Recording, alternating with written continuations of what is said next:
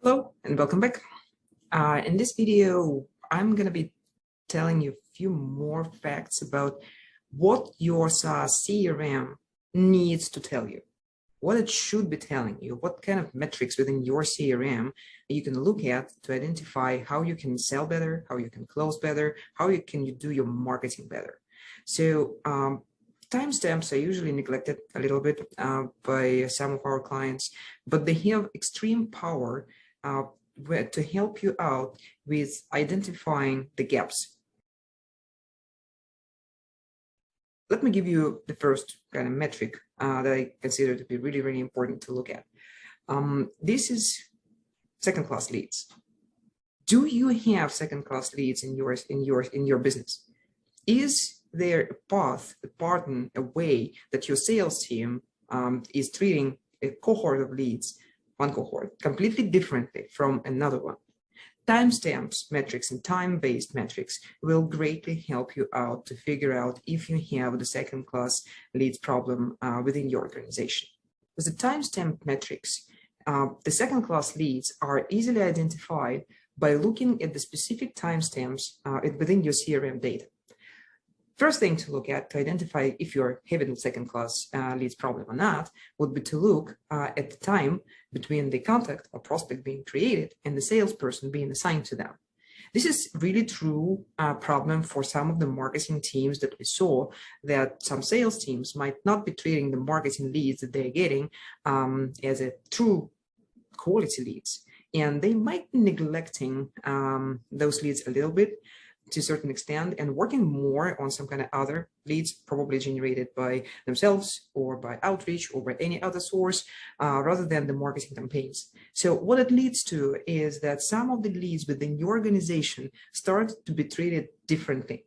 And this is the problem where you have like the second-class leads, is that you will not get signals timely enough. So the timestamps, the time metrics in the CRM is actually like a really powerful tool to get time-related signals timely.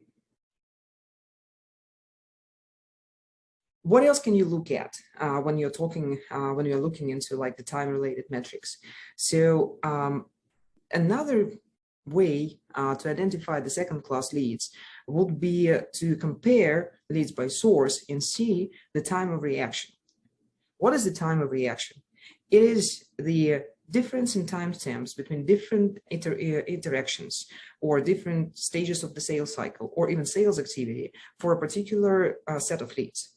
Time to reaction is extremely important when you're living in a fast-moving sales cycle, and sometimes time to reaction can give you a tremendous insight on how exactly you need to adjust your sales activity or sales processes or marketing campaigns around being on time where it's needed. Let me give you an example. Time to reaction is extremely powerful metric to look at. And by time to reaction, I mean the timestamps, or like the difference in time between the timestamps, really easy to measure from one important action on the prospect or lead to another. The perfect example would be the speed with which you assign the salespeople to a lead. It can be done automatically, it can be done manually, but you will have the timestamp between the time where the prospect was created in your system till the time the salesperson was assigned to them, till the time when the salesperson actually reached out to them.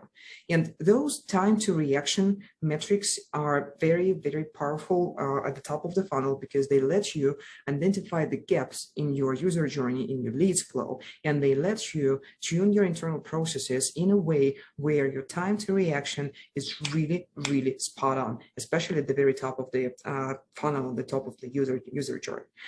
Another way to look at the time to reaction would be the timing between sales activity stages.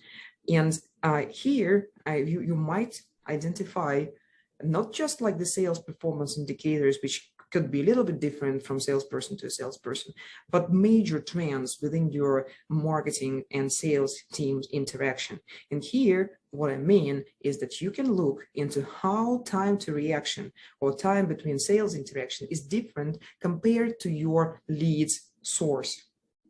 This is a great way to group your leads into the cohorts and analyze them by source, looking at how exactly your sales team processes them and what causes you a slowdown in your sales cycle.